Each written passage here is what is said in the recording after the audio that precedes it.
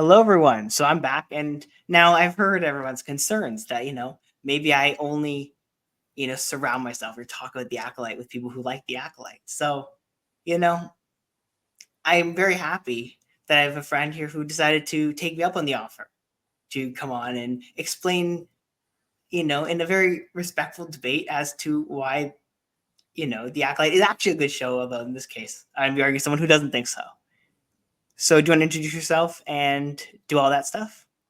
Yeah, sure. Yeah, Khalil, Jamal, thank you so much. And how you doing, y'all? I'm Derek Bartolcelli. I go by Awaken in Mind on my YouTube channel. Been mixing hip hop consciously for like a dozen years. I've studied a good amount of film and stuff. I was born in '83, so growing up with the original Star Wars and seeing kind of like the deviations or degradations or whatever variations. It's been kind of interesting, and especially observing the whole like discord and disconnect and division amongst Star Wars fans and the newer generations and how people want to kind of make it their version or appeal to more modern audiences and that kind of stuff. And so we've seen the lore kind of being distorted or used and abused and the canon kind of shifting from what it once was into something that it's not really recognizable almost for some of the old school heads, if you will. And yeah, like I really appreciate the fact that you're willing to have you know open conversation with people and not be so taken aback by this stuff and like just like, hey man, like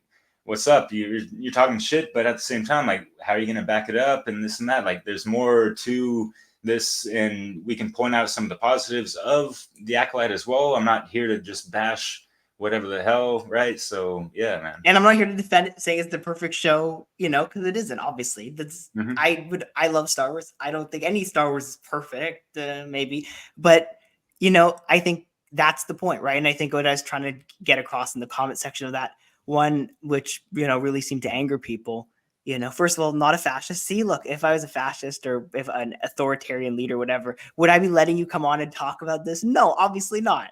So I do respect other viewpoints, and I want to show, in a very constructive way, obviously not over angry, hateful YouTube comments, that there are valid reasons, and who knows, maybe I'll change your mind. Yeah, sure. And and for me, like I'm not here to change anyone's mind. I'm just here to like remind people that hey, this isn't a life or death thing. It's just a TV series. It is. You've seen so many polarized viewpoints about this, and like a lot of feelings getting hurt, and a lot of like weird accusations being thrown out, even to yourself, like oh, this Mm-hmm. guy's a shill or a sus, or all this whack ass vernacular that people want to throw on, which acts as a logical fallacy if you look at the ad hominem attacks, Mm-hmm. especially if they lack kind of just any kind of base reasoning behind why they would say that to begin with, if you will, Mm-hmm. right? Yeah. So with that being said, let's start. So I'll give you the floor first. Everyone probably should know what I think of the Acolyte at this point, especially if you're watching this. So what are your issues with it? All right, sure. So we're gonna rewind this all the way Okay. back, since last year, since the trailer dropped. I don't know if Okay. you followed it since then, and this is I've been why, following it since it was announced. So yeah. right? Yeah, yeah. And I don't know if you noticed, but and I'm sure folks can just do a quick Google search on how to look at the, because the dislike button has been, we don't Hidden, see yeah. that anymore, right? Apparently, it got disliked out of oblivion or whatever, and this is something that people need to really understand as one of the caveats of the underlying issues of this conversation that I wanted to have with you is that there's so many YouTubers out there right now creating content and they're making money off of it, and they're going to use any kind of fuel to keep the flames burning of their content assembly line or whatever the fuck. I hope we can swear, right? Yeah, It's yeah, no you can. big You're deal, good. right? Don't Yeah, worry. it's not.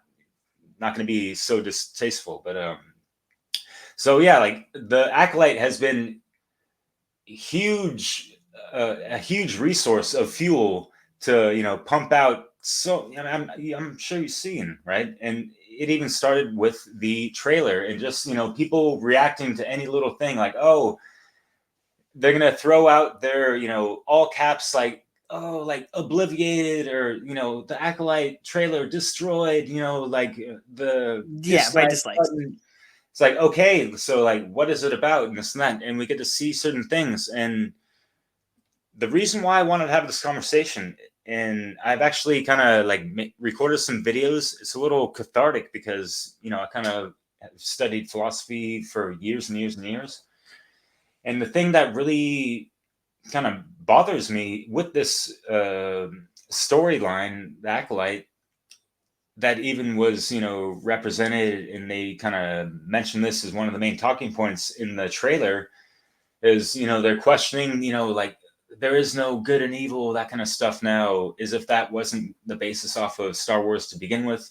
But just like in real life, we're talking about how there is actual proper moral etiquette and ways and codes of consciousness, and there's actually evil and bad ways and wrong ways to conduct themselves, meaning you're violating another being's rights of existence, right? You're causing harm to that person, you're aggressing that person, you're violating their well-being or their physical or mental state and all that kind of stuff, right?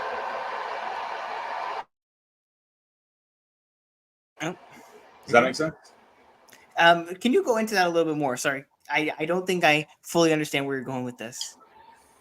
Okay, yeah. So like in regards to the Acolyte, they were postulating that they're really bringing up some this moral ambiguity, and we see this played out. I've seen reviews. I haven't watched much of this. I haven't watched anything Star Wars since I stayed at a place that had Netflix or Disney, and the Obi-Wan Kenobi, and that was really not that great. Right. And it stems off the writing. The writing has not just been great since, and even like the original Star Wars, it could have been written better, and, the Jedi's could have been presented more of having actual wisdom and proper true connection to the higher force, right? Not being like, how can a Jedi at the end of this Acolyte film get choked out by this novice woman, even if she had like a lot of rage because she believed that like he killed her mother, even though he was trying to in self-defense because she shape-shifted into whatever. So there's a lot of convoluted Well, storylines that is based off of this whole issue, and it gets into this whole moral relativistic issue of what is right and wrong, and it seems to be placating towards feeling sympathy for the villain. wait, Like, hold on. No, no, no. Sorry, I'm sorry. I can't let you do this because see, this is the thing which I have an issue with. Is if you're gonna go into this idea of well, good versus evil, you can't feel sympathy. Hello, do we think Darth Vader is a good villain? Yes or no? no, So you don't like Darth Vader as a villain?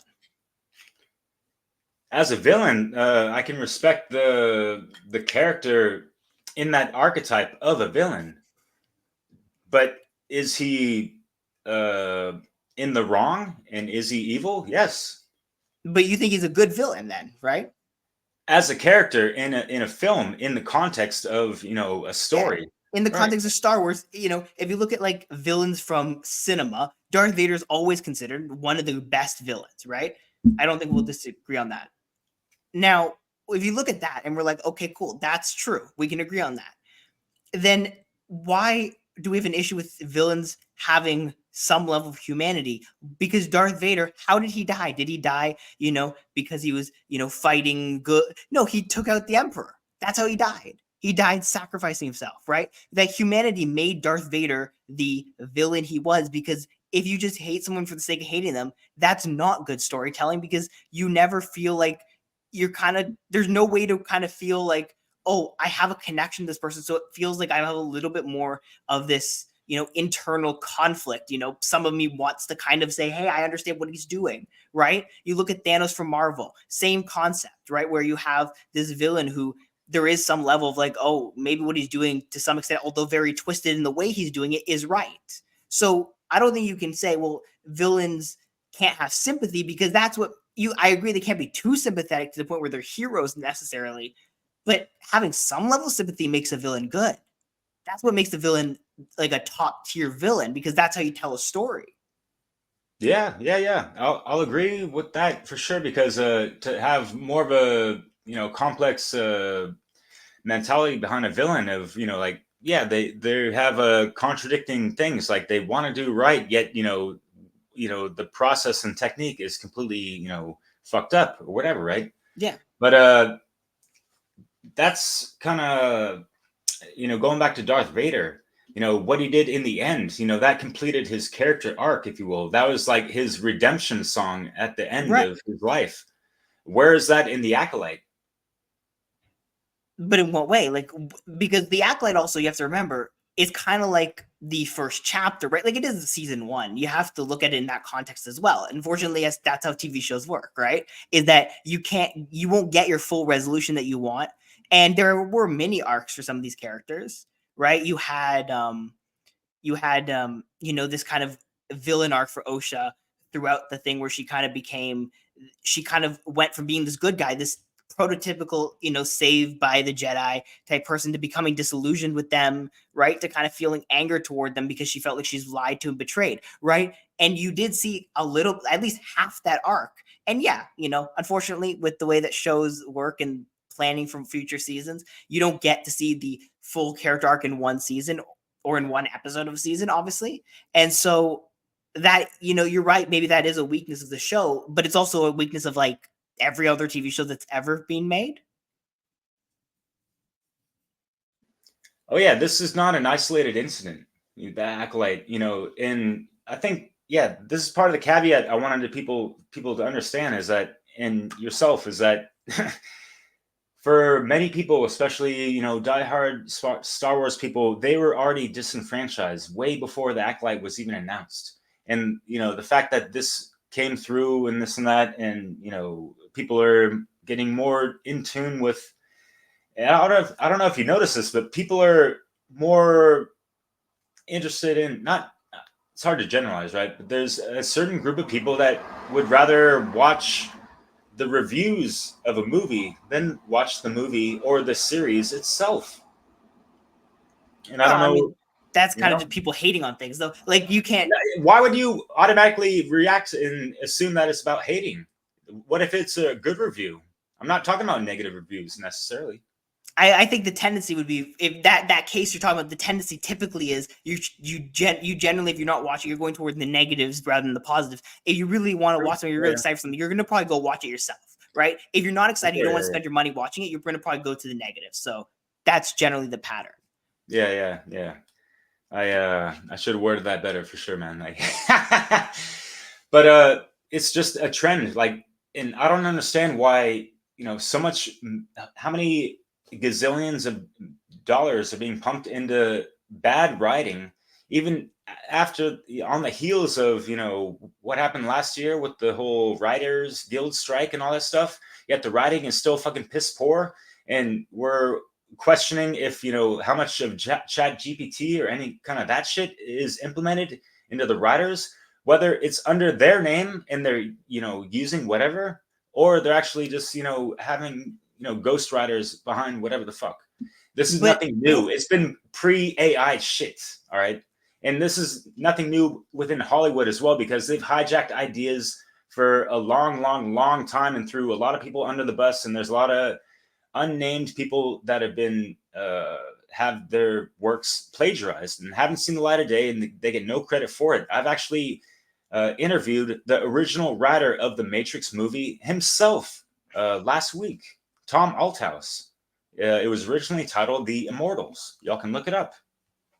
But again, we're not like again. I'm not going to be the one sitting here saying Hollywood is this moral machine, right? I can't because it's not You're true, saying the right? writing sucks. That's all I'm But saying. if you want to talk about the writing sucking, then okay, that's one part of this. Then I think you need to give people specific examples of how the writing sucks, because it's, especially if you want to talk about the Acolyte, because if you just say, well, it just sucks because ChatGPT exists, but this is also before ChatGPT, then it's very hard to understand where you're coming from in terms of very specific examples, right? You can't just say, well, ChatGPT, because That's not what I said, though. I'm saying like they are implementing that.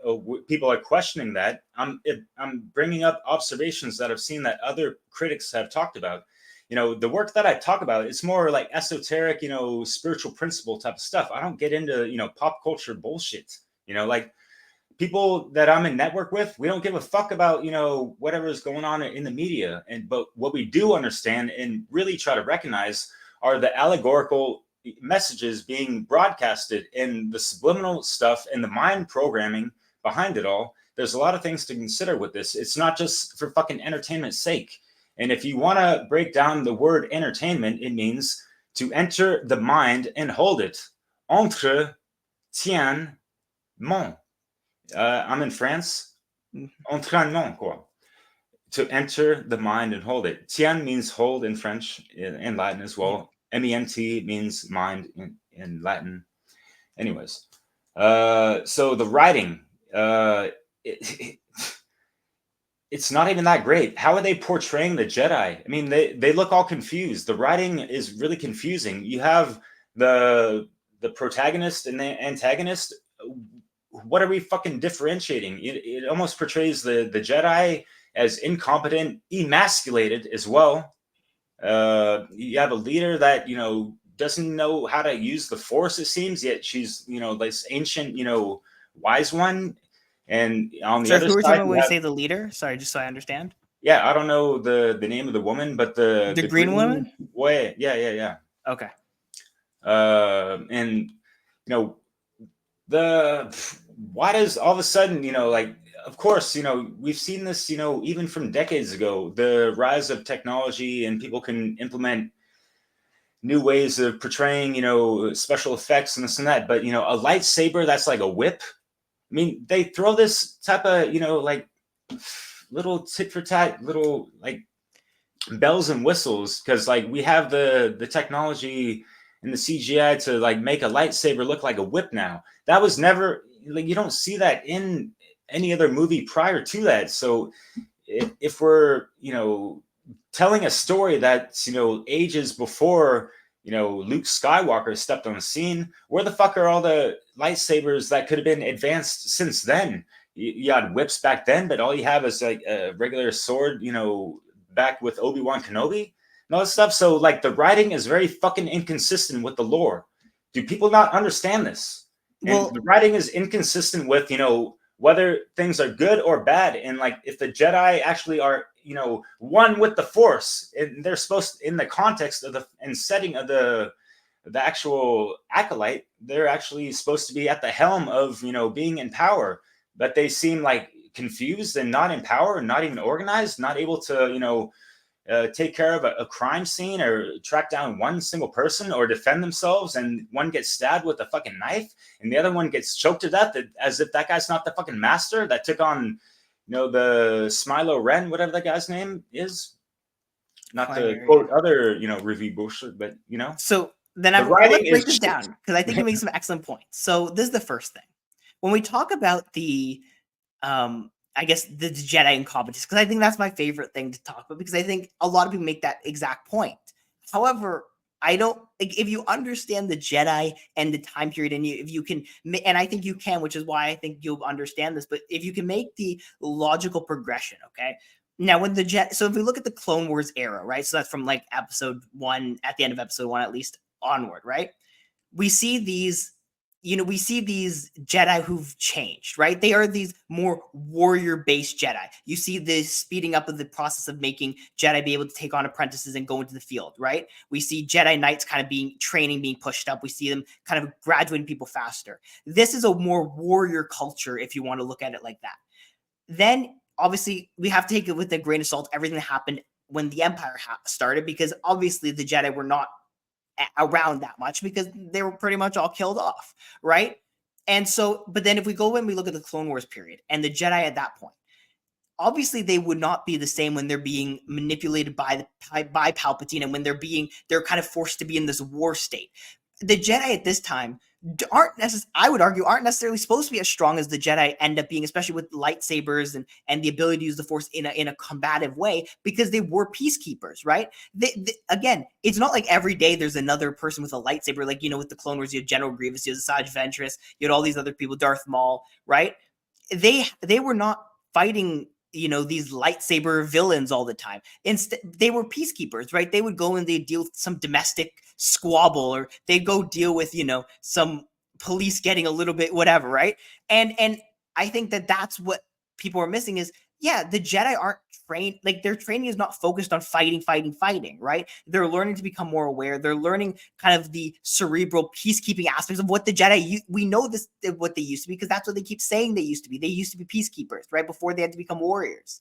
We know that. And so that's why I think it is all consistent with the timeline, which is this is in the golden age when there was more peace and unity and there was no, evil emperor literally manipulating the Senate, which is the body that controls the Jedi, right? So I think that's something which people have to understand. Yeah, that's a good point. And that definitely reminds me that, honestly, and I forget if I mentioned that in my last little tirade there, but I really don't think that, I mean, they were depicted pretty well in the first series. That's like our first glimpse of the Jedi and the Force that they were connected with, and Yoda and all this stuff. And you could actually see the training that Luke had to do. It was like, it took a lot of time. It took a lot. He had to be in solitude a lot. And there's like meditation and all these things involved, right? And, but yeah, how can you say this? What the Hollywood way of portraying these things is always going to be watered down. We can't, expect this to be like the most cosmic thing that's going to be really depicting what, really truly, being one with the Force is, especially when it gets watered down and, the writing staff gets shifted over so many times, right? And shit, you mentioned something else. I wanted, you brought up a good point about something, but anyways, any thoughts on what I just mentioned, or anything else you wanted to add on before? I mean, I think the other thing which I wanted to mention, I think kind of connects to what you're saying, is you keep mentioning like the writing staff got shifted over and all this, and it's interesting because, again, I think that often people, when it's very public with that things like this happen, and I know there were some turnover with the writers, I believe, for the show, but when it happens and it happens publicly and it's something which people kind of have maybe a preconceived desire to hate, you talk about the dislikes on the first trailer, right? I think, again, you have some of these things where people have this basically preconceived notion that it's going to be bad, then they always overblow these things, right? We see this with movies with reshoots all the time, right? Reshoots happen basically on every movie that's ever made. However, the ones that people really focus on and say this is why it's dysfunctional are movies which people are preconceived to hate or preconceived to dislike, right? And again, just somewhat, and I'm not saying this is obviously your reasoning, I'm just saying generally speaking, sometimes those movies and TV shows just happen to have characters who are not typical, either being African American or being, different race or gender, right? Like that typically is the thing that people seem to latch onto and hate on consistently. And so I think that there is some level of, and I'm not saying that that's you, because you seem to have a more dislike perspective of all of Star Wars outside of the originals. Sorry, but yeah. I think other people have that kind of same, like there are some people I'm sure who, and I could tell from the comment section, there's definitely some people who had that belief, but I think that's something which is interesting too, because of when people decide to latch on to these changes in writers or reshoots. Yeah. As far as, people hating, like this is such a watered down term as well, and so like loosely used, like just because someone clicks, dislike on a video doesn't mean they're hating. It just means they're not like, we disapprove of this material. It's whack or whatever the fuck, like get over your shit. Doesn't mean we're hating. We just don't like it. That's our personal opinion.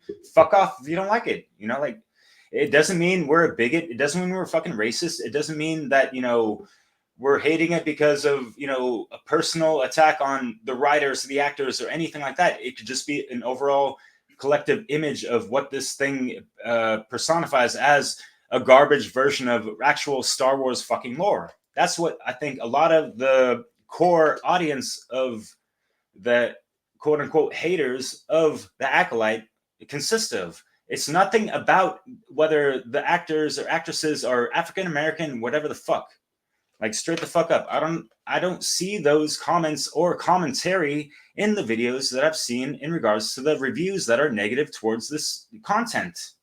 And I say content with all caps because this is what this art form has become. I'll tell you a quick story real quick. I am from San Francisco Bay Area. I grew up in Marin County when I was young. I went to Skywalker Ranch when I was, in elementary school, which is in Point Reyes area, northwest of San Francisco. I understand industrial light in the Lucasfilm lore and everything. Lucas Valley is an area named after him in the region that I, went to school at. So people were really respective of his work from the 70s and 80s and 90s. And we just saw things just shift from what they used to be. And from humble beginnings, things just changed. And like even the area over there is not the same as it used to be. And even San Francisco and this whole techie town takeover with Facebook and Google and all this stuff, I call it the Silicon Valley effect. I've been living in France since 2010. And I go back to America every couple of years. And I've just seen really interesting changes. I've been so disconnected from media and all these things. I don't watch television. I don't watch news. I don't watch a lot of stuff that's American. I'm out of the loop. So I'm not your typical person or white male that you would expect to speak to because, I deprogrammed myself and have been shifted over in a completely different area where I'm isolated and I don't even follow much of the media out here in France. I kind of used to get acclimated, but I'm kind of doing my own thing and I've been making my own media and creating my own classic material myself for a long time now. Yeah, and again, I'm not saying necessarily that you're this, but I have seen. I'm not being defensive. It's No. I'm just saying. I just want to get very clear. I don't want to seem like I'm insulting you. Obviously, like I'm not. I don't. I can tell you for a fact I've seen people who have said things about the color of the skin of the main character as the reason that they don't like it is because there's this preconceived notion that certain people in Star Wars have to be a certain color, right? And that is the case, right? And I've seen it with with the prequel or the sequel trilogy. Sorry, I've seen it with other shows. So it's not just this. I think that is Ahsoka. There was a lot of that pushback that Ahsoka can't be played by I guess I don't even know, like a woman of color rather than I guess a not woman of color. Rosetta Dawson. Oh yeah, I love that woman too, and it's a shame. I really respect her as an actress, and it just didn't seem like her character was written properly, and this is why I'm upset a little bit about some of these recent things. Is like there's good actors and there's upcoming actors that can actually make a splash into this, but they're working with shit material.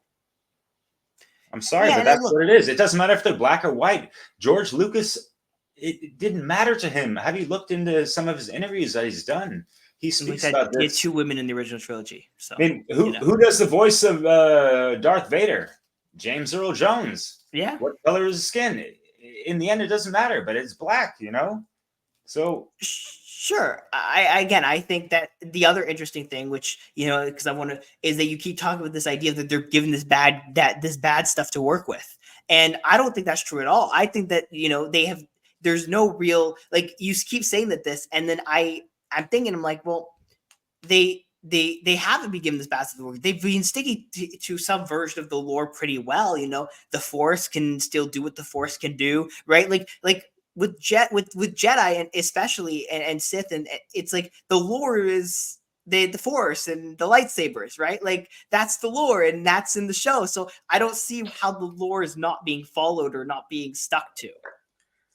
All right, well, how does this writing work in one's mind? If we're looking at the Jedi as like the Magi Grail shamans of our time, if you will, the folks that have been studying this in even in a time of peace. Do you think they're not going to be embodying the sacred masculine essence of self-defense, which embodies that warrior spirit?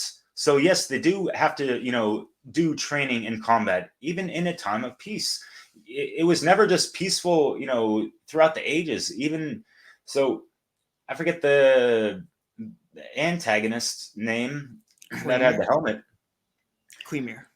Even if people like him didn't exist, I mean, like, so yeah, they threw Yoda up at the end as if he didn't sense anything going on or any disturbances in the Force, and how this guy kicked half a dozen and asses of the Force just by doing that, as if the Jedi don't have the Jedi mind tricks that we can also apply with in regards to our own magical essence in the presence of this reality. It's not just a fucking movie doing this shit. People have been speaking about this for decades, but like, just think about the inconsistency of the writing. Like, is this one villain gonna just easily just go like that and take out a bunch of Jedi and have it was really, I like some of the choreography. Don't get me wrong, some of that shit was cool. Some of the But fights then again, awesome, he gets whooped up. He gets his ass kicked by a bunch of bugs, as if you can't use the Force against bugs, because the bugs aren't gonna be phased by his Force push projection type of thing. So there's holes in the plots all the fucking time, every fucking episode, and every episode is like, it's not even like, what's the average runtime of these episodes? The 30-ish pacing is minutes, fucking 30 to dreadful. 40 minutes. Like, what the fuck is this, man? Like, how are they milking their streaming service on this shit? That's why you call it content. It's not an actual fucking thing that I can actually take seriously sometimes, Well, so I think it's interesting. You talk about the bugs, and actually, I think that's a good point you bring up, because I think you're right to some extent. And actually, one of the few gripes I have with this series, right, is that there are some of those moments. However, I think that the one thing you have to look at when you look at some of the gripes with the bugs, for example, is, well, the way it happened was it happened kind of suddenly, right? And he did. It's different if he died, and even with when he pushed all the Jedi back with the thing, it'd be different if they all died. They didn't die. He then proceeded to kill them afterwards, right? And I think that's the key, because I think a lot of the stuff, yeah, we can say, okay, well, could he have done this? Well, sometimes when you're just all of a sudden swarmed by a bunch of bugs and carried up, maybe you're not able to kind of say, hey, I'm just going to do this. You're not processing it the same way. And so sometimes you have to kind of just wait to see when you get an opportunity to do something kind of reaction, like some kind of like instant reaction. And I think that's the key. And I think, again, when you have some things where it's like, well, would this have happened? Maybe, maybe not in certain contexts. Maybe you're right. Maybe I'm right. Who knows? But I think because there were no long lasting consequences of that, I think then it's more for visual effects of like, oh, wow, look at this very dangerous person they built up, rather than, hey, there's this person who is just, really just really overpowered, or, is just not realistic. Yeah, and just real quick with the bugs, because if they were so quick to kind of like snatch a body up as if they're hungry, how come the Jedi that were slain, they were still left and not scavenged up by the bugs? That was another thing that went through my mind when I saw that in a review. Like, so what are these bugs? They just popped up for convenience of to get the villain out of the way because they need him to survive so the Jedi don't fuck him up. And also, if the Jedi are trained in any kind of way, sense, or form at a proper fucking level to be at the level of a Jedi, they would recognize any kind of disturbance of the Force and recognize his kind of whatever kind of aura or energy or malevolence of that aura to whatever kind of degree, and would be able to defend themselves even energetically, where they wouldn't get pushed off by that that Force push that he had. Not So maybe some Jedi, but not all of them. Well, right? we know the Jedi did it. I don't know if the bugs specifically like a lot, like people who are living. I don't really know how that works. I'm gonna be honest with you. They didn't really explain that. However, Of the course one thing not. they did, but what I will, what the one thing I will say is we did see the bugs twice attack the Jedi. Once when that second group of Jedi were coming in, and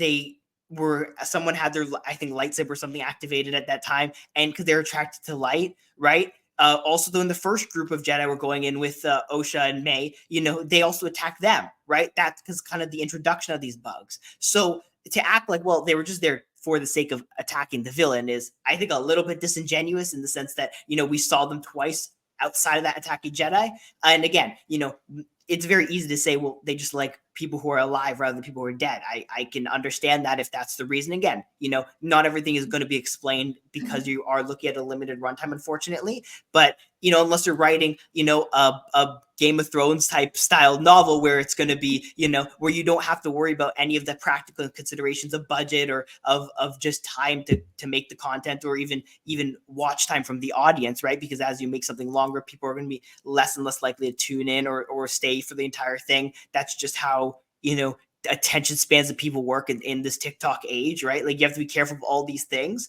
And so I think that there are things they won't explain, and they might explain them down the road, right? We don't know if they're going to ever explain them. But I think that is something where you have to think, okay, well, if they attack the Jedi too, clearly they have some level of interest in alive people, or at least people who have access to light or use light. Yeah, fair enough. And I appreciate you mentioning that, because some of these, a good amount of these reviews that I've seen, they do not mention some of those, bug attacks that you talked about. They really just highlight the fact that, oh, they, swarm and carry off the villain in that one scene. They skip over some of the details, and a lot of people are, and these things I try to take as a grain of salt, but at the same time, it's like I try to cross coordinate with a couple other things with limited time that I have for these things. But it seems like, yeah, some reviewers are gonna cherry pick certain points to garner certain reactions in certain, Yeah. you know what I mean? So Well, to because again, they have an agenda, and I think that's the key, right? Is if people are preconceived to hating something for whatever reason, then and even if that because they don't like the trailer, they feel disenfranchised because of a movie that happened 4 years ago, then I mean, or the fact that Disney is just somehow is in charge of it, or that Kathleen Kennedy's still employed, but just like whatever the case may be, if you're preconceived to hating something or disliking something, then that narrative that's going to form is going to be a one of negativity, right? You're not going to look at the amazing action scenes or look at some of the other contextual things because you're just trying to pick things. Yeah, but it's one thing to have that viewpoint, but it's another to automatically assume that people are gonna preconceivably be hating on something just because of fill in the blank type of thing. I don't. Did they dislike the trailer a whole bunch? That's what you said, right? That was your first point. Yeah, but it doesn't matter if it was a preconceived thing, because they saw it for what it was worth, and the prophecy laid out exactly as a lot of people said it kind of would. And a lot of people wanted this to do good. They want People I are not disagree trying with to that. hate on Star Wars as if fuck this shit, like, do something else, whatever. No, they actually want to see some good quality material coming out, and not just this bullshit TikTokery type of content being pumped out and being placated to whatever kind of pandering du jour of the year that we're in, and whatever kind of modern audiences that they feel the need to placate to, which is not the way that Star Wars was created for. The intention behind is it's to tell a stellar story. Wow, that was a tongue twister. So I think this is an interesting point because I again have to disagree with you because I think if you're like I've watched a lot of movies. Obviously I cover movies, I talk about movies. I've seen a lot of movies. Obviously I've seen a lot of movie trailers as well. I am someone who again watches just a lot of these to talk about them. And the one thing which I always notice is this. Oftentimes, and I think a lot of people who watch movies know this because it's the case with every movie basically. trailers are not necessarily great indications of how a movie is going to be. There have been some trailers. I'll tell you, the first Suicide Squad. I was excited for that movie. The trailer looked amazing. I mean, I enjoyed parts of the movie too, but most of those parts are in the trailer, right? And I think, you enjoy things sometimes on a trailer, and then there's some movies which are like, and actually a Star Wars example is Solo. I had there's a video, actually one of the first videos I made ever on this channel was a reaction to the first Star Wars Solo, a Star Wars story trailer, right? And I said, and it looks bad in hindsight because I enjoyed that movie, but I said in that trailer, yikes, this is going to be terrible. This is going to be awful because he doesn't. They're hiding his face. He's not going to look like Han Solo. It's not going to work. I was wrong. I ended up enjoying the movie more than I thought I would. And I think that's something where it's like, I was wrong. I saw a trailer and I thought something else was going to be the case. And it turned out I was wrong. And I was willing to accept that and say, look, I enjoyed this. And I think that's, so if I go into this thing, I'm going to hate this, then, oftentimes I'll end up hating it. And it's because I'm just trying to pick those things apart, right? Again, I've been trained in a different way because I do talk about this. So I have to understand, to be fair. And also I do have this, tendency to like Star Wars a little more. But, I think that's something which you have to be conscious of, because there are people who go in and try to pick things out and try to hate on things. So I think that is something we have to consider. Yeah, I mean, that's always something that I consider with the work that I do, and just how anyone should be living their life, and not letting this be such a deterrent in the way that you operate. Maybe consider some things because, hey, no one's, walking around like their shit never stunk type of thing, But as far as, like how we go about our lives and what we do and all that stuff, whether we're in the right or wrong, people are going to love you or hate you for whatever the fuck you do. And I try to make that as part of like the caveat, as I mentioned kind of earlier, is that, like, there's going to be a bunch of haters, people are going to hate this stuff regardless, yet there's still going to be people that have some rhyme and reason to that. And yeah, for some of the old school diehard fans, they're just kind of sick of seeing things just, fall so out of context. Yet, yeah, of course, not everyone's falling up on every single book and comic book and whatever the hell has been, written and produced, and, whatever kind of anime or cartoon type of things that have been going on. It just gets so out there, man, like, and like, not everyone's trying to, spend a good portion of their life just nerding out on fucking Star Wars, like, as I mentioned before, like, we have the opportunity in this life to connect to the higher force right here and now. Like, what do you think the you and I verse is, right? Are you conversing with the universe? Are you making sure it's got your back? Are you able to, like, move fluidly in this reality type of thing? That's, I think, yeah. Well, I was going to say, and I think it's interesting because, again, you say, well, people aren't really interested in the Star Wars that exists now. And yet at the same time, there's a lot of people who say, well, the legend stuff, which they've kind of quote unquote wiped from existence, the comics and the books that kind of been, decanonized because they've wanted to explore this on their own. People say, well, what about that, right? And what about, because in the comics, obviously from, some of these old Republic times, you see people with different kinds of lightsabers, obviously the old Republic games as well, right? So that point about technology, right? Technology comes and goes, there's technology even in our world now, which did not exist, or which kind of became, I guess more foreign, or kind of was lost. The ways we do things were lost, right? The same thing can be said with the Jedi, right? How they use the Force. If you don't use it consistently, you can lose some of those things, right? And so I think obviously as you go over decades and millennia, and yeah, some practices and some technologies, yeah, you're right, those aren't as common because people just don't consistently use them, right? That's just how things work. And I think, we saw that with and no one had any issues when it was happening with the stuff that is now Legends, but at the time was canon, but suddenly they have a problem with it because it's Disney and there is this kind of idea that they're trying to ruin Star Wars or break continuity or kill the lore. Yeah. I appreciate what you said, man. And it takes me back to ancient times of cosmic history. But in regards to Disney, and yeah, for me, my heart kind of sank when I saw Lucasfilm being bought out by Disney, as well as some other franchises along the way. Even, Google buying YouTube. You know, you just see these corporate conglomerate, mega corporate entities, buying more, you know, homemade or less corporate or less, uber mega industrial type of, corporations, media producers, whatever. And I've just noticed a trend with those things of how there are improvements in certain ways, especially with the, image production technology, as you mentioned, and all that. Yet it just seemed under the framework of Disney and even like Hollywood, in a good amount of ways, it's just there's a. I mean, Disney. First of all, it's not going to have anything R-rated, right? So for them That's to not own, true. Deadpool 3 is coming out in oh, in 1 week, and that's we are I don't rated. even That's know, from man. Disney. Like, There you go. okay, So that's not true at all. Yeah, but continue. yeah, but I mean, overall, it's more of like a family-oriented corporation, media center, right? You think of Disney World, Disneyland. I don't know if you've been there before, but it's more I have. family-oriented. Yeah, yeah.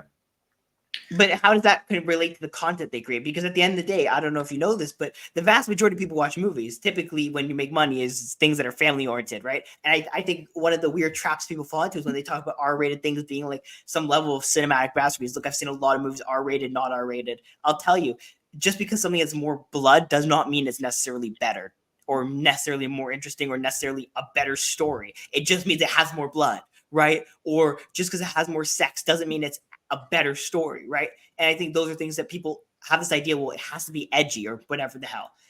That's not true necessarily. You can make things, again, if you want to look at Deadpool as an example of an R-rated thing, which actually turned out really good, right?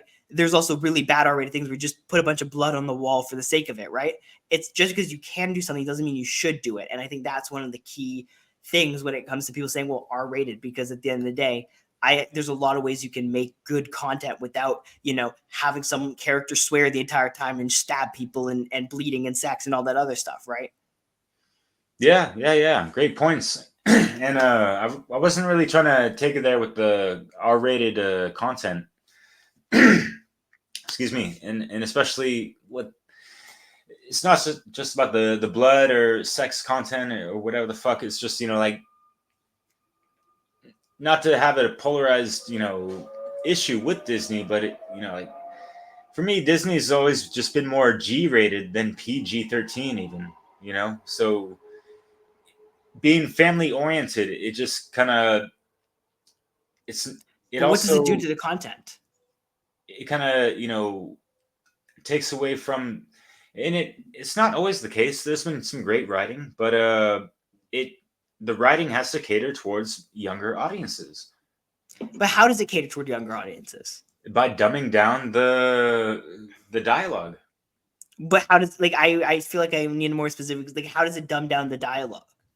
Have you? I'm sure you haven't looked into the works of former naval intelligence officer William or Bill Cooper, No, I'm not aware. but he's quite famous for quoting that he has a book out called Behold a Pale Horse, and as a intelligence informer, he's been in the know of the fact that like modern media, and this is like in the 90s, I think, or even the 80s, that the media and the propaganda and all these things are manufactured purposefully to be dumbing down the population to a current level of like at a eighth grade level type of thing. But again, I think, entertainment is not necessarily meant to be this deep hitting thing. Again, some of it can be, there could be messages in it, right? And I think actually Star Wars the one thing Acolyte especially done a really good job of is actually having some of those messages, those deeper philosophical messages about good versus evil, right? And I think that's something which we talked at the beginning briefly, but I think that is something where you don't have to have this explicit message where you don't appeal to anybody, right? You can have these more implicit messages where smarter people can say, oh, I understand the thematic concepts, right? That's how a good movie is made. You appeal to everyone with the broader message, but then there are things for people who can make some of those thematic connections.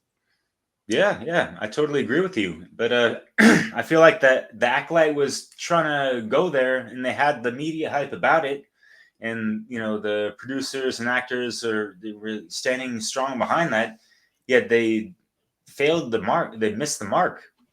The writing, How? the production. What was the moral of the story? I mean, you tell me. You I saw it. mean, What was I the think the moral? moral of Like between good and bad, or whatever the fuck, or whatever's in between, and all this grayscale shit. Well, I think the moral of the Not story for just the about Acolyte that, but especially was like anything. the Yeah. Jedi aren't perfect, right? These Jedi, even in their heyday, were not these like perfect beings, right? They are flawed, and I think and I think there was something that was said actually toward the end with the senator was like he's like, yeah, we can't have these gods, I guess. Like, you guys think you're gods, you can't just do whatever you want, because at the end of the day, and even if you look in the real world, right, if you had this force of this police force with these powers, right, yeah, you'd be very scared that what if there was an evil person with these powers? And guess what, we know that, hey, was there a giant, emperor thing where he enslaved the entire galaxy because he had these magical powers and no one could stop him? I don't know. Does that sound familiar? Yeah, that's kind of what happened in the original trilogy, right? That's kind of the entire thing. Is there was this emperor who ruled the entire galaxy with an iron fist as a dictator, right? Based on Hitler to some extent. And that was what was that was the point, right? And that's why you're kind of seeing the setup of like, look, we feel uncomfortable with these Jedi just running around on their own, and because what if they are hiding things like Quimir was being hidden as like this threat, right? And I think that's very important to note. I think that is something, a theme and a message which I think is very important for Star Wars, because it explains what happens later. It also speaks to obviously the real world, and this idea of people being scared of power they don't understand, and people with this outsized power. Gotcha. So, so the moral of the story is that the Jedi are flawed, and they don't know, they're irresponsible with the power, which kind of led to the rise of the Sith type of thing. Well, I think that they're just However, because they portray themselves as these like ever perfect beings, they aren't, and because nobody is, no one is like a perfect being, right? Like, there are flaws, there are chinks in the armor, and people need to be aware of that, right? Like, these Jedi, although they make the seem like they've always been this perfect, they know what's right, and we saw this, by the way, in like throughout Star Wars. We saw this with Luke questioning the idea, like the principles of the Jedi, throughout his time, either in the original trilogy and the sequel trilogy, right? This idea of the Jedi are perfect is a myth. They were never perfect. They were never this ideal thing, right? That's why Luke kind of took this harder turn against them. That's why Ahsoka took that harder turn against them, right? Because they portray themselves as these perfect, ever moral beings, right? That's why Anakin became evil, because they aren't these beings that they claim to be. And I think that's something which we're seeing even early on in the Acolyte, which I think is actually really smart, because it kind of sets everyone up for, hey, there are going to be these chinks. These aren't these perfect beings. They're just people. Yeah, they have a little bit of a better connection, a little bit more of a cerebral connection to the Force, but they are just people.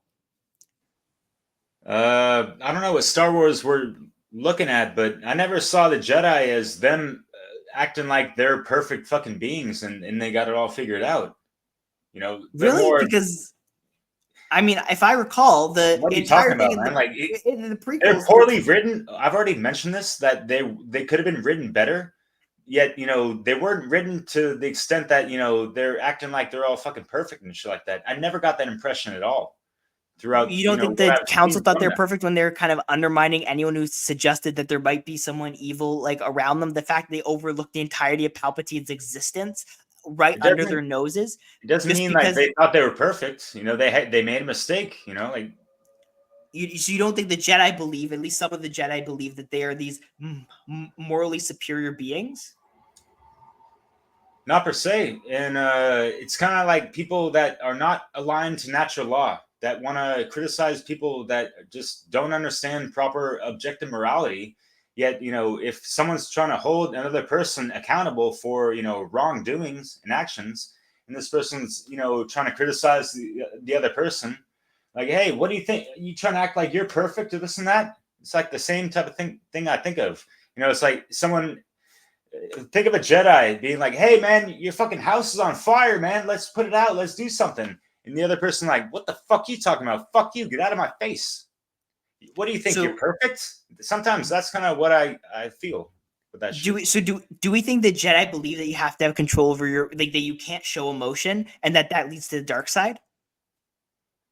They do have that flaw in the writing. Actually, that's a great point. Actually, In the writing. So since all of Star Wars, the one thing that being a principle of the Jedi from the like from the very first Star Wars, from A New Hope, right, is this showing of feelings and having this attachment leads to the dark side, right? That was the reason Vader turned evil. That is all of these things. This vain idea of feelings is leads you to being evil. That's the Jedi's thing, right? We agree with that.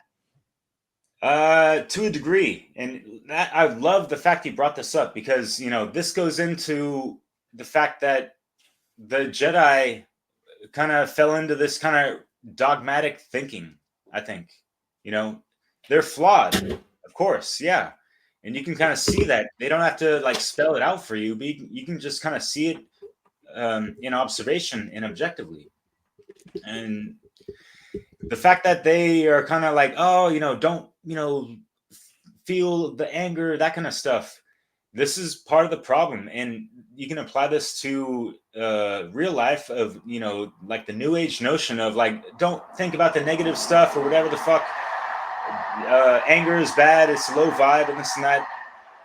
Not per se, especially if you go through the alchemical process of the transmutation of energy and understanding the polarities and the degrees of and how anger can be a fulcrum of proper energy when processed to be used for good. If you really channel that and go through that alchemical process to, wield that emotional charge of energy, all these things are, emotion. It's energy in motion, right? So if we think about that and use that Jedi force that we're supposed to be connected with, all of us, even in real life, every single human being, right?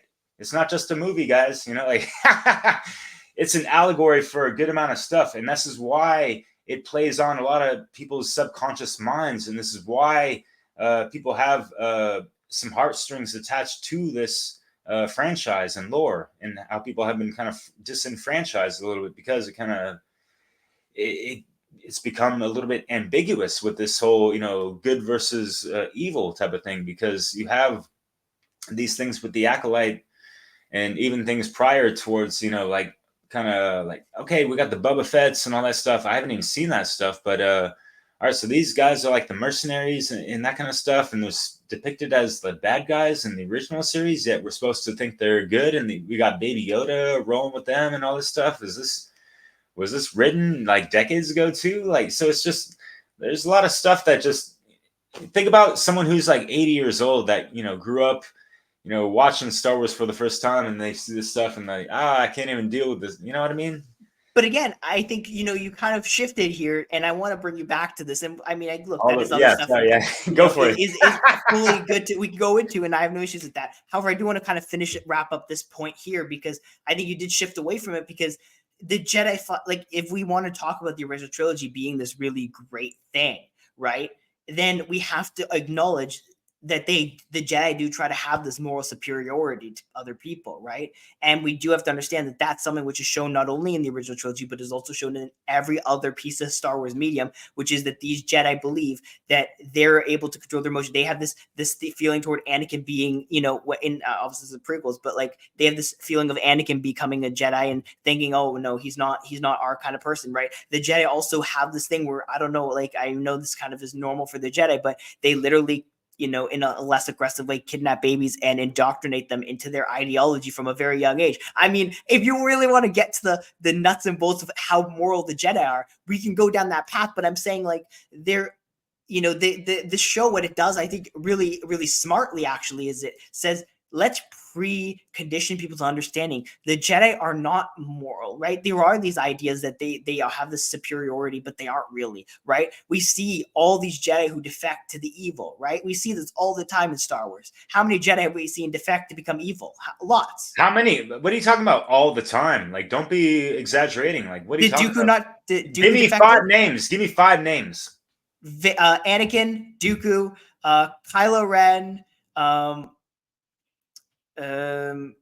Grievous technically, and Baris Offee, if you want to count her kind of defecting temporarily and then kind of coming back. And that's 5. All right, so yeah, all the time. Yeah, like you said. Continue. Again, there's more I probably can't think of, but like we see this happen often, right? Do we not? No. So you have those are like just plot points for certain, villains or antagonists in certain series. You don't see this all the time, like you're trying to lead people on to listen to, man. But that aside, like, no worries. I don't like take that as a grammatical mistake in your part, or like a judgment or whatever. But so. But again, like, are you just like a bunch of the main characters turned evil? Like, are we disagreeing with that, or? I'm not disagreeing to the fact that like, all Jedi are fucking saints and all that stuff. People have their own free will fucking choice. Like, I don't know what people have the idea of who the Jedi are, and if you want to really look into it on a here and now level, put a D in front of the Jedi and look that up, especially on evolveconsciousness.org or .com. I forget. Because this is hyperdimensional warfare, and there are actual peacekeepers on a galactic level that people don't fucking understand.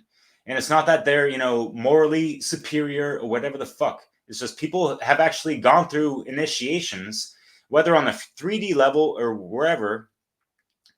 And just, think about this in the movie terms as well, because this is kind of the allegorical, personification of this archetype of the Jedi. People that have really studied the laws of the universe, mentalism, correspondence, vibration, the laws of the rhythm of the universe, the cause and effect, being able to be the cause point in one's life. How do you think Jedi mind tricks work? It works through, our speech, how we portray ourselves. Think about the art of persuasion as well, right? And this has been inverted and perverted and used against us in ways of NLP, neuro linguistic programming, although there are positive sides to that. But not to get, away from the whole Jedi stuff, right? Because,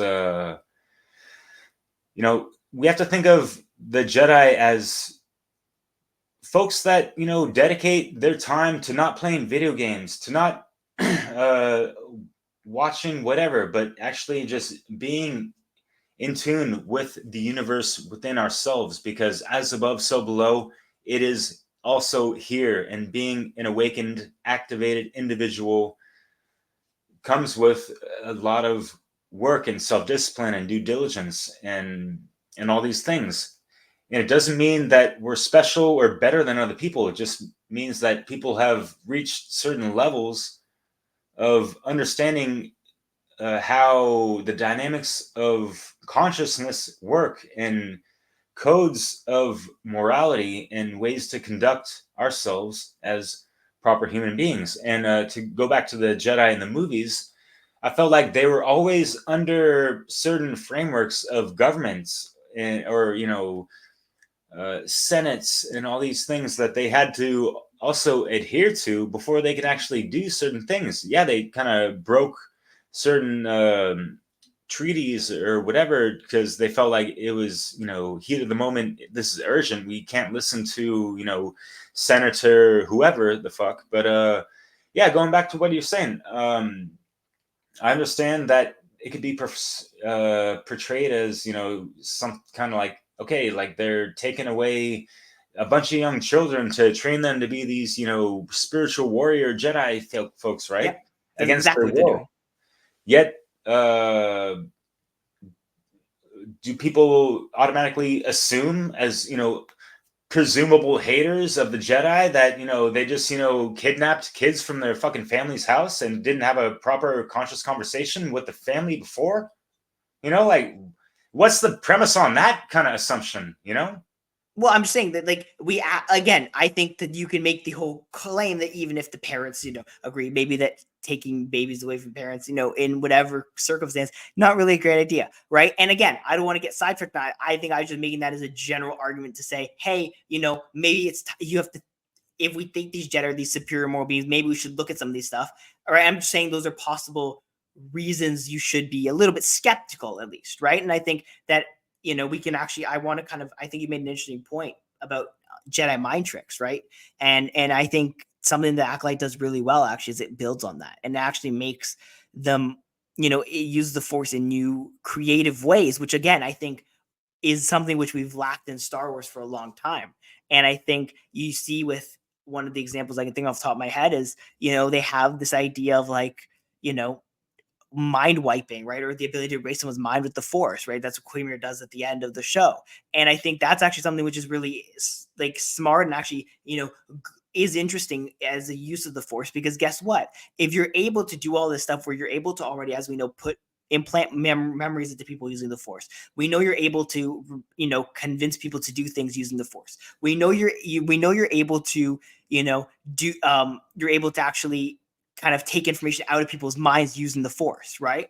Then obviously another step which is fully in line with that is you can obviously erase people's memories using the Force, right? The ability to manipulate a mind using the Force is strong, especially, in the case of the Acolyte, where the person was willing to have their memory erased and obviously they were not fighting against it. I don't think that is something that's hard, like far a big leap. And I actually think that's something where you're taking a principle of the Force and using it in a way which I think again is creative and actually shows the opposite of what you're saying, what your thesis is of this idea of there being this poor writing, right? I think that's actually something which I'm surprised that we haven't seen until now with the Force, because that is something where it is another logical leap, which they kind of think of. And I think a lot of people are like, oh wow, that it should make sense when you think about it like that. Yeah, I'm sorry. I don't see it as a logical leap, but more of a logical fallacy of How? just how would we, as the audience, expect for this one person out of the whole entire galaxy to be able to erase the mind of someone when we've never seen that ever in any kind of Star Wars thing in existence? And But like, just because we've seen one person do it doesn't mean no one else has done it, right? Like again, there are certain things with the Force that we see, happen once or twice, which we don't, which obviously because of, especially when you look at the time period right now where there is this kind of like, gap. We don't know really how, Quamir connects to the rest of the Sith that we see, right? We don't know how he kind of connects to everyone else. We don't know who he would have taught it to, right? Like I think that's something we'll have to see. But I think that is something where you look at the use of the Force saying, hey, I don't see why they couldn't do that, right? And maybe that's something where, it was kind of one of those dead practices which used to be very common, but then kind of died off, right? When the Sith kind of shrunk, or kind of, when Palpatine kind of became the only Sith, because we really see Palpatine and beyond, right? We don't really know if any of this stuff was taught and or if it became this, illicit practice or whatever the case may be, right? And I think that is something where, it is interesting to see how they use it, but I think it is another inventive way of using something which again we know is able to be used, because we know you can pull information from people's minds, right? We know how well you can manipulate the mind using the Force. So why can't you just erase people's minds? Like it makes sense. And again, we'll have to see as to why it hasn't been used since. Again, there's a number of possible explanations, including the fact that, hey, what if Quimmer just doesn't teach anyone who is able to influence anything going on in, from the stories we see in the Skywalker saga? It's possible, right? It doesn't mean that no one's ever done it before, no one will ever do it after. It's just that those have not been the stories that the universe is focused on. Obviously, for Star Wars universe is wide and there's a lot of stories. Yeah, yeah, for sure. Just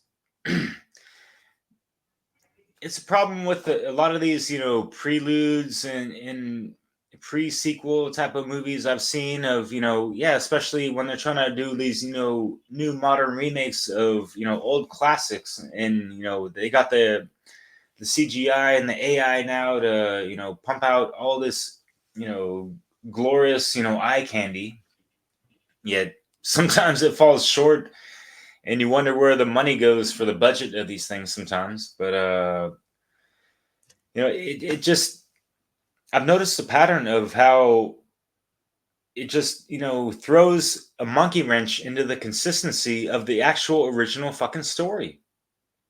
And I hear what But you're saying of how, like, there could be all types of examples, and like the galaxy is, far and vast and all that stuff. And the original Star Wars that we saw, we've all seen from the 70s and all that.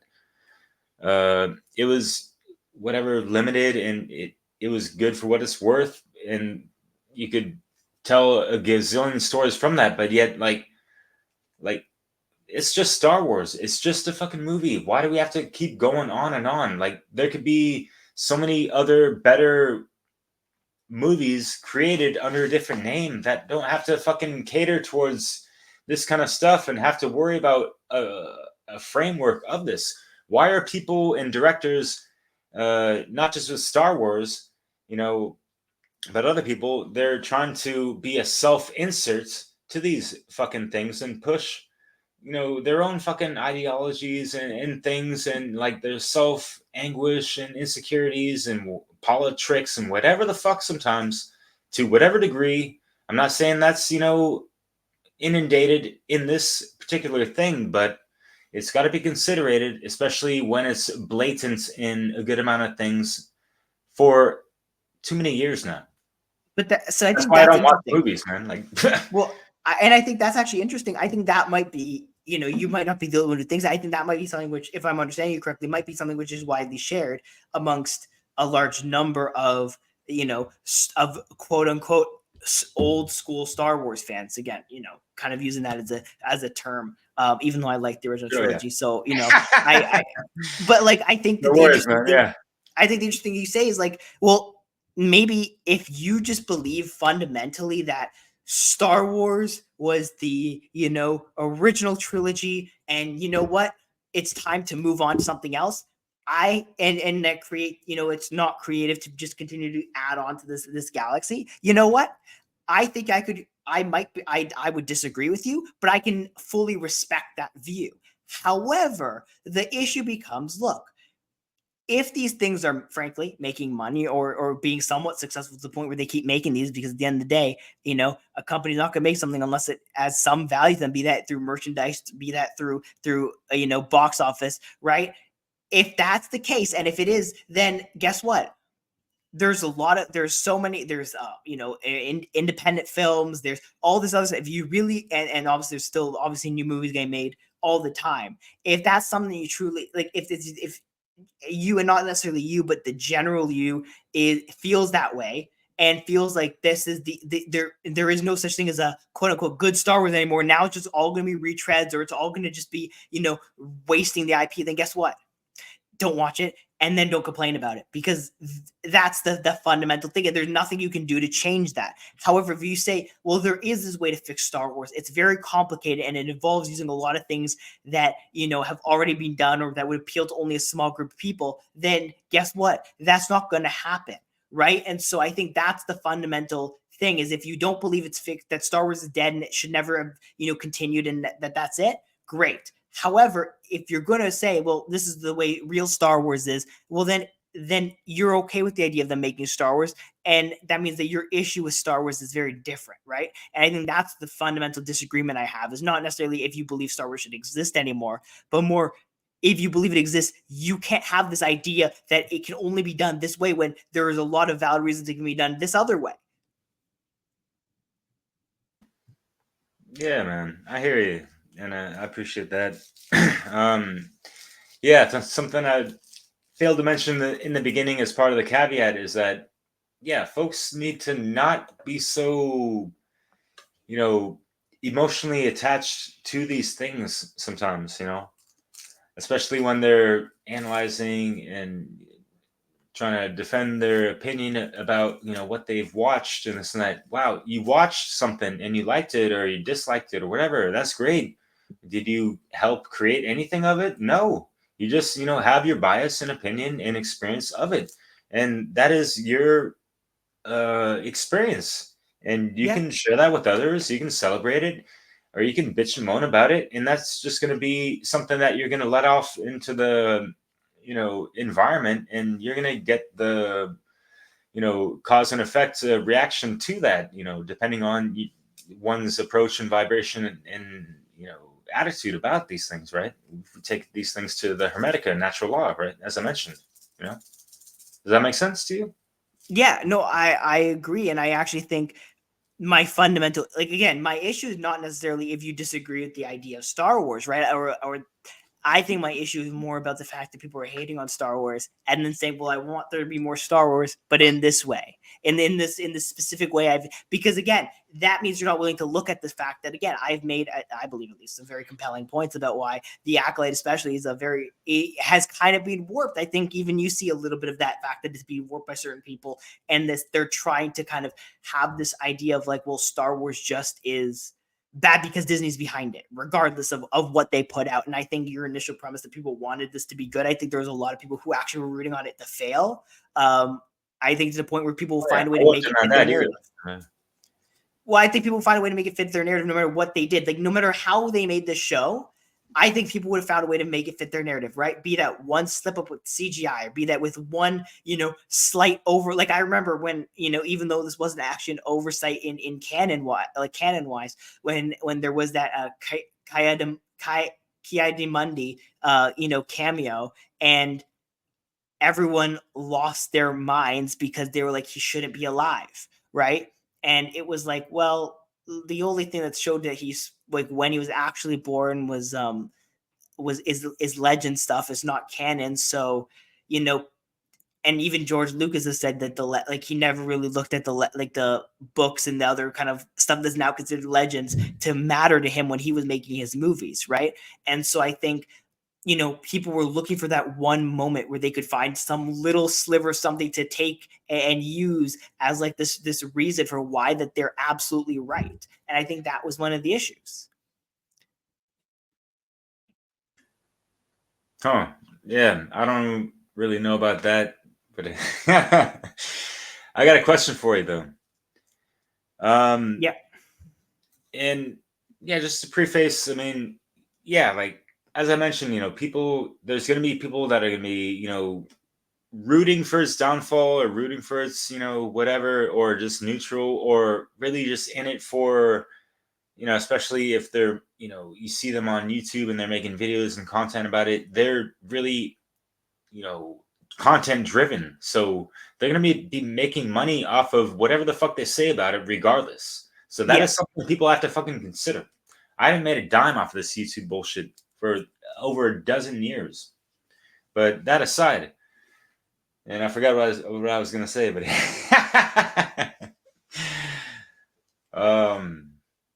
what was the last thing you said? I don't remember. Some version of like Oh yeah, people the being whole stuck. haters and stuff. So Oh yeah.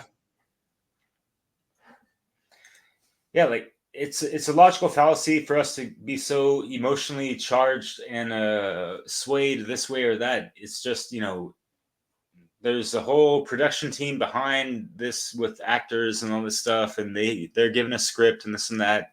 People want to hate on the actors, the actresses for whatever fucking reason. You have to understand they're going by script, and the script is written by whoever, and they're directed by yada yada, and there's like this chain of command and all these things that people need to consider.